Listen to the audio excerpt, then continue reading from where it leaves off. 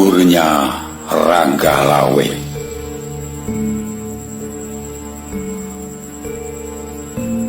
Dalam riwayat sejarah kerajaan Majapahit, pernah terjadi sejumlah perlawanan atau pemberontakan dari unsur internal istana sendiri.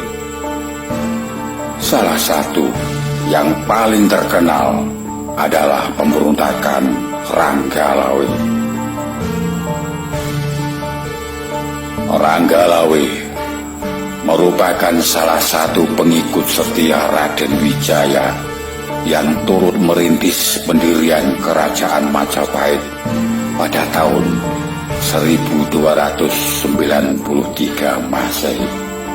Selain beberapa tokoh penting lainnya seperti Arya Wiraraja, Nambi, Kebu Anabran, juga Lembu Sora.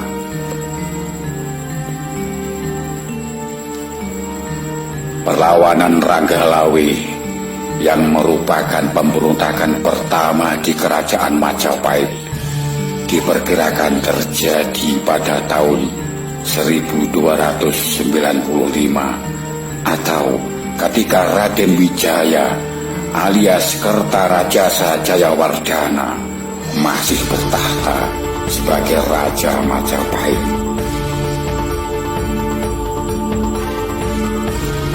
Alkisah Ranggalawe adalah putra dari Arya Wiraraja, Bupati Sumenep di Pulau Madura.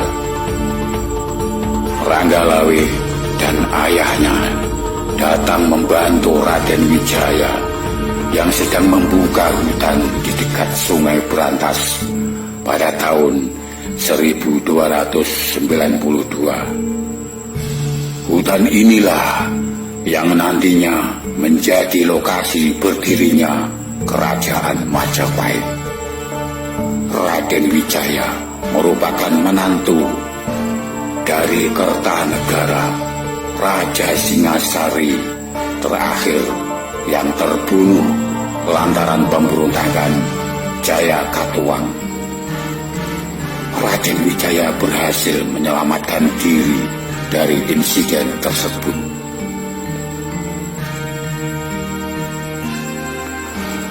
Raden Wijaya akhirnya mengalahkan Jayakatwang berkat persekutuan dengan pasukan dari Kekaisaran Mongol yang saat itu tiba di Jawa. Kaisar Mongol Kublai Khan mengirim pasukan ke Jawa untuk menyerang Singasari yang ternyata telah dikuasai oleh Jayakatwang.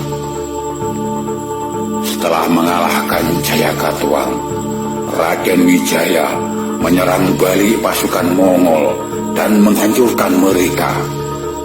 Usai itu, ia mendeklarasikan berdirinya kerajaan Majapahit pada tahun 1293. Raden Wijaya menjadi raja pertamanya dengan gelar Kertarajasa Jayawardhana. Oleh Raden Wijaya, Ranggalawe kemudian ditunjuk sebagai Adipati Tuban yang merupakan salah satu wilayah taklukan Majapahit. Namun Ranggalawe tidak puas karena merasa ia seharusnya mendapatkan posisi yang lebih tinggi. Ranggalawe semakin kesal setelah Nambi dianggap sebagai Rakyan Patih, jabatan paling tinggi dalam struktur pemerintahan kerajaan di bawah raja.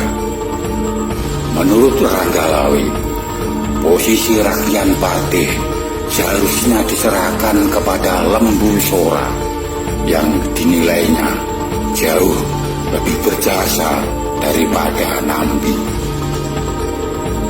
Lembu Sora yang merupakan paman Ranggalawe ternyata tidak sepakat demi mematuhi perintah raja. Lembu Sora kemudian menasihati Ranggalawe agar memohon maaf kepada raja. Namun Ranggalawe enggan dan memilih pulang ke Tuban.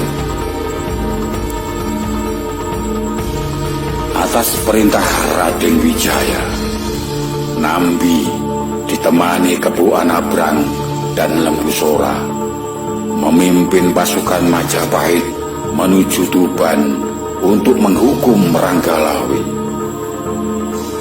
Di Tuban, Ranggalawe yang mengetahui bahwa ada pasukan yang dikirim untuk menyerangnya segera mempersiapkan diri.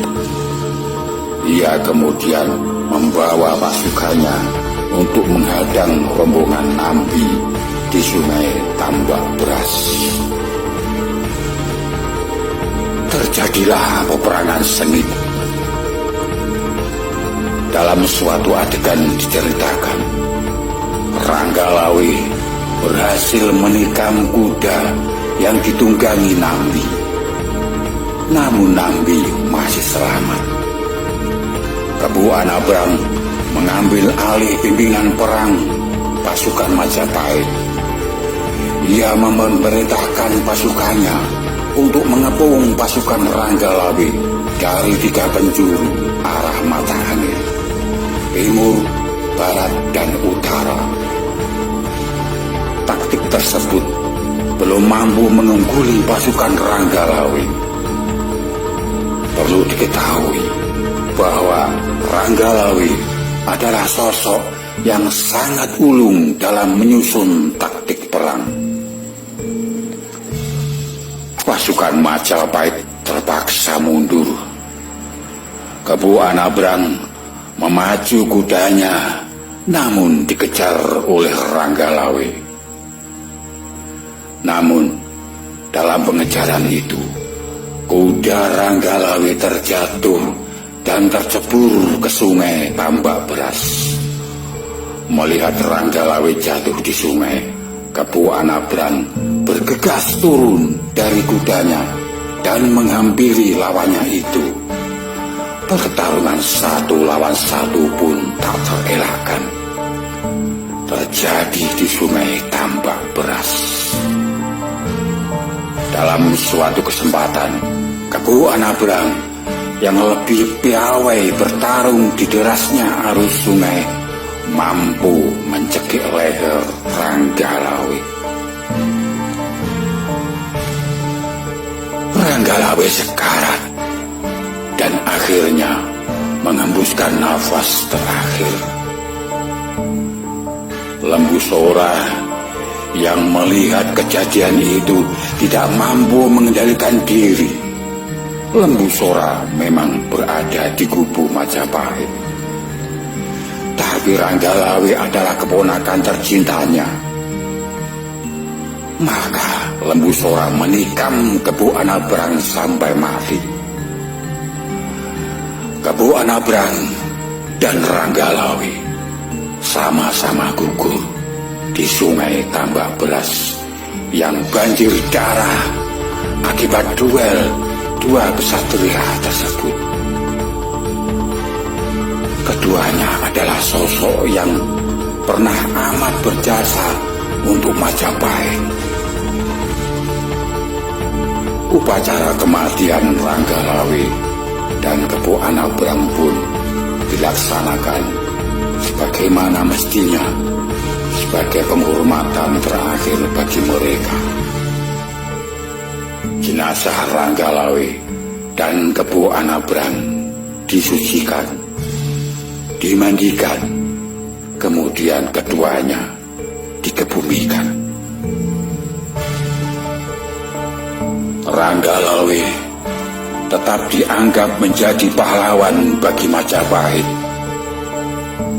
Raden Wijaya juga mengampuni semua anggota pasukan Ranggalawe dari Tuban yang terlibat tempur tersebut. Bahkan keturunan Ranggalawe masih diberi wewenang untuk memimpin Tuban. Masyarakat Tuban menganggap Ranggalawe bukanlah seorang pemberontak, melainkan sebagai pahlawan. Pengangkatan Ranggalawe sebagai pahlawan, sebagai Adipati Tuban pada 12 November tahun 1293 hingga kini diperingati sebagai hari jadi kota